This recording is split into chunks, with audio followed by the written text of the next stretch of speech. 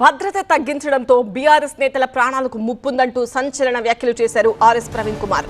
సరైన కారణం లేకుండా పెద్ది సుదర్శన్ రెడ్డి భద్రత తగ్గించారని, దీంతో ఆయన తీవ్ర ఒత్తిడికి గురై తీవ్ర అనారోగ్యం పాలయ్యారని ఆరోపించారు ప్రవీణ్ కుమార్.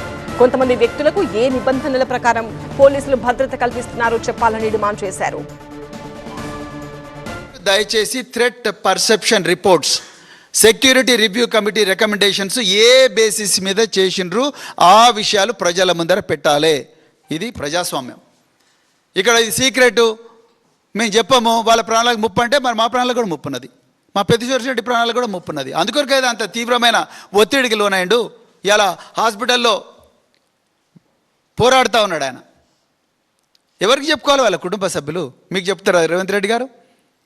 పైడాకుల అశోక్ న్యాయము, పైడాకుల అశోక్ ఒక న్యాయము, సత్యవతి రాథోడ్కు మరొక న్యాయం ఉండదు కదా? మాలోత్ కవితకు ఒక న్యాయము, సునీత మహేందర్ రెడ్డికి ఇంకొక న్యాయం ఉండదుగా?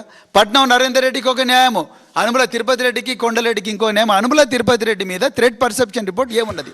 ముఖ్యమంత్రి బంధువులే ఆయన హోదా అయితే, ముఖ్యమంత్రి సోదరుడు ఆయన హోదా అయితే షో మీద ఎల్లో బుక్, ఆ బ్లూ బుక్కో ఎల్లో బుక్ ఉంటుందిగా సెక్యూరిటీ ప్రోటోకాల్స్లో. అందులో ముఖ్యమంత్రి బంధువులు వాళ్ళందరికీ కూడా అత్యాధునిక ఆయుధాలతో బీపీ కార్లు ఇవ్వాలి, అత్యాధునిక ఆయుధాలు ఇవ్వాలని ఎక్కడ రాసినదో దయచేసి ఆ విషయాలు ప్రజల ముందర పెట్టండి.